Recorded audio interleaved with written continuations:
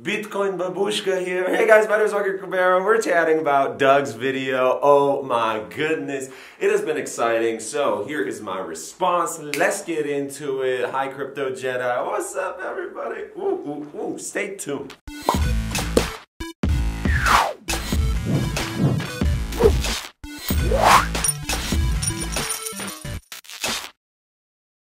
Alright, it's seriously getting way too hot. So, this is crazy. I just returned from Miami. It was one of the best times of my life. Let's get into it. Now, more details about that later. This is pretty much, if you haven't seen it, Doug is a crypto YouTuber with over 100,000 subscribers. He's a pretty cool guy. He's discussed about a lot of different topics and areas in the crypto sphere. And he made mention to my channel in just a little segment for his pump and dump video. Now, this is from an old part of something from a couple months back, really. It was a funny, sarcastic video I pretty much made with my toe, and I was like, yeah, crypto baby to the moon. It's just cringy stuff, but I love it. I was laughing like throughout the entire time. As soon as I saw that, I was like, who is that? Oh, that me? Oh! So I guess let's get serious now and kind of explain what's going on. First of all, if you're participating in a pump and dump group, you have to admit it, you love money and you are greedy and you want more money, because those are the three reasons anybody goes into a pump and dump group.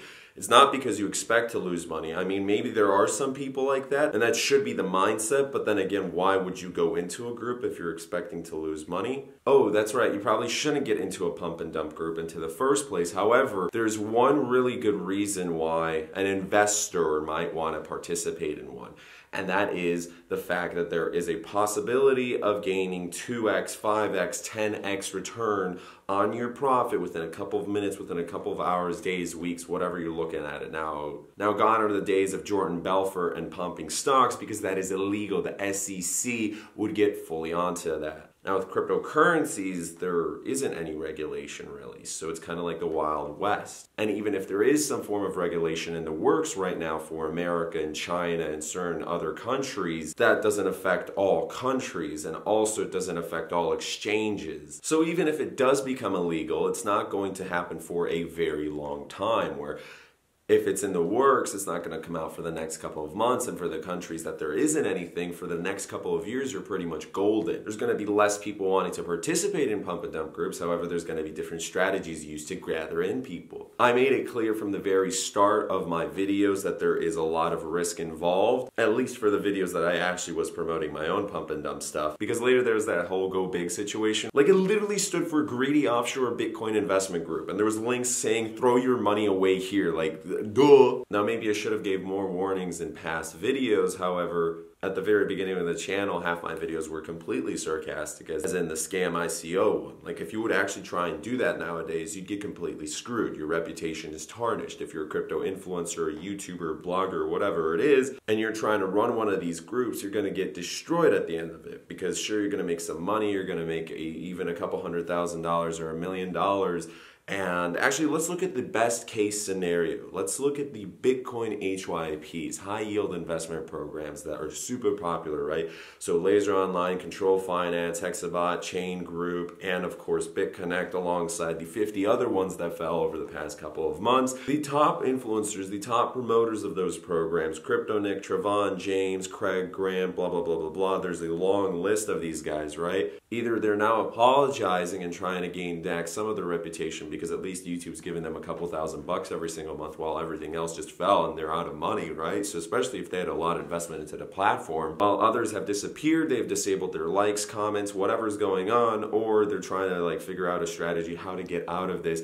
Because if you've made millions of dollars off of screwing people over, or pretty much knowing that the program is a scam and it will fall, but you want to milk that cow for as long as possible, well, that's what happens, where at the end of it, you're eventually going to lose on these social media platforms, because people will find out everything, okay? But the best case scenario is that you get millions of dollars and you're able to at least kind of invest into these other programs under the radar later. But if you're going to try and continue your social media career, that's kind of most likely over. And that's not too bad, considering every single month you can get a couple $1,000 from that, especially if you have 150,000 subscribers, as some of these guys do. But you compare that, which, okay, let's say it's $1 million or even $10 million, best case scenario.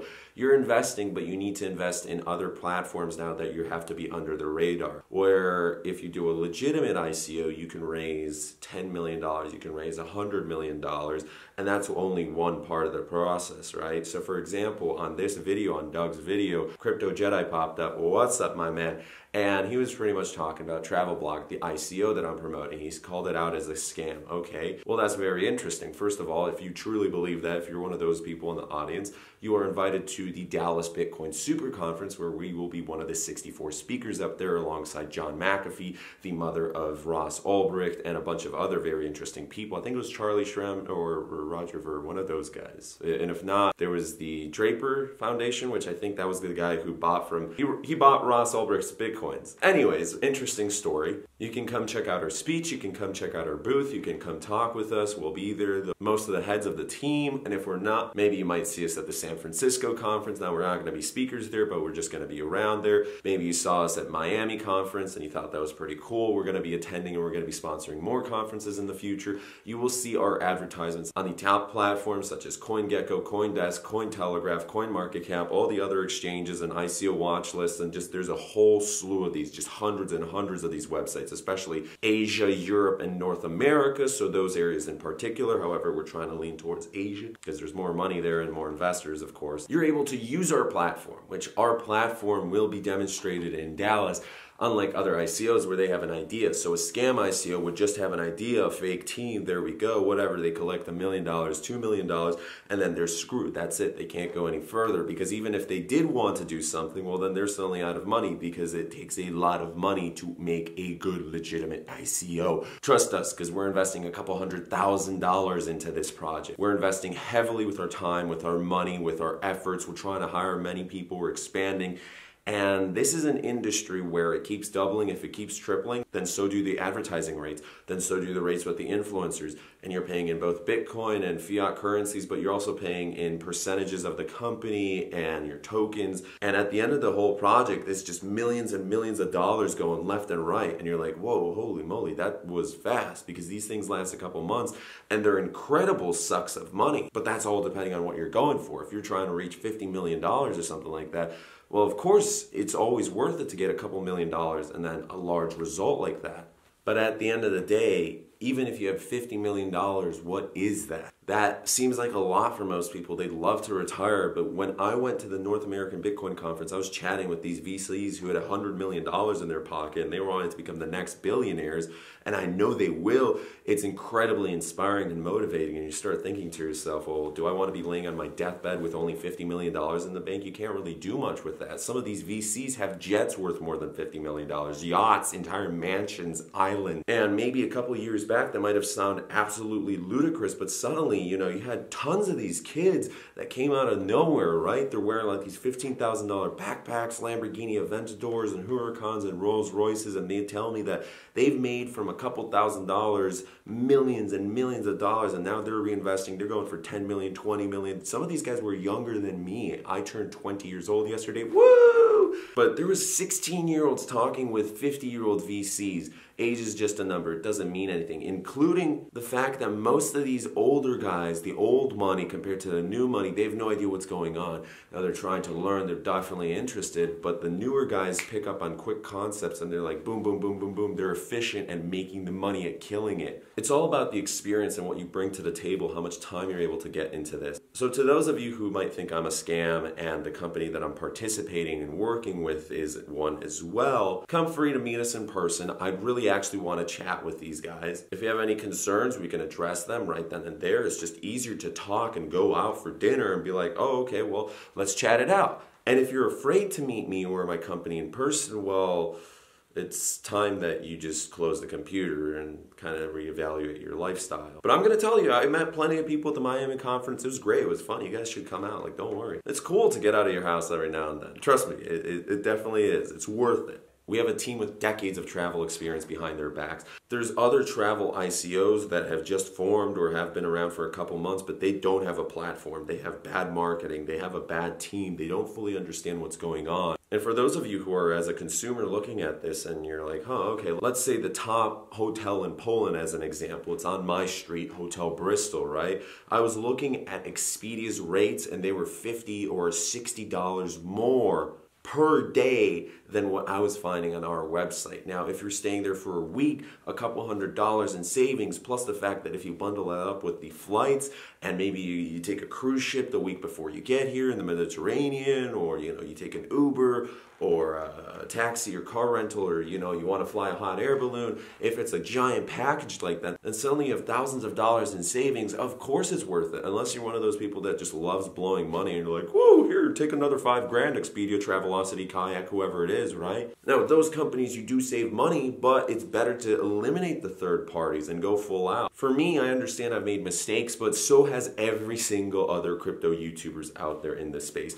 Anything from the top guys like DataDash, who has made a public apology video, to people even below 10,000 subscribers, where it's just one video, one little thing, and suddenly you're screwed up. People on Reddit, 4chan, the forums, they start tracking you down. They start looking for all the little details. And trust me, every single person out there has done something in their life that if you fully took a microscope and you were examining it under the radar, you would find a lot of bad things out there that under other people's perspectives, they'd be like, how could you do that? Oh, how dare you? Oh, YouTube, you have to understand, is one of those platforms that I fully am aware of the consequences of one video or one little thing, and I accept it. I made some mistakes in the past, and it is what it is, but I've learned from them, and I'm progressing towards hopefully a better future. Now, regarding pump and dumps and HYPs, those will still be around, even if it's made illegal. Currently, it's not illegal, so everybody's trying to do it, right? Me, I could care less about a couple $100,000. I'm trying to go for 10 million, 20 million, 50 million dollars. For the first time in my life, it's actually possible, where with ICOs, you're able to make $1 million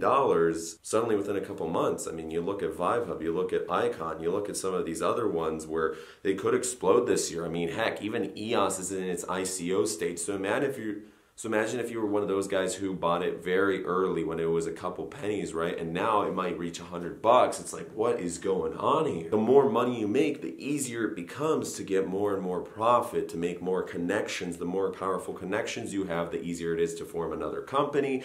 And the further you go along inside your career, you understand that it's all about relationship building. So you get people's trust. You're a very likable person, and you got to be honest. At least most of the times, most people screw up, and it is what it is. As long as you learn from your mistakes, you move on. As a YouTuber, in my video descriptions, it does say that I do not give investment advice. This is my opinions and my opinions only, which can be used for educational purposes or entertainment purposes. If it helps you with your education, I guess, because you look at my videos, you look at DataDash, Box Mining, maybe Doug, cool channel, awesome. Hopefully you hit 200,000 subscribers or 250 or 500 or 1 million. We need some crypto YouTubers to hit 1 million plus subscribers. That's going to be awesome. And as much as it may not seem like it, in my earlier videos of the channel where I went out against Superman and the chain coin, high-end coin scenario, and a couple other guys, I never, in my opinion, disrespected them, because I actually still hold a lot of respect for these guys, because they're making a bunch of money.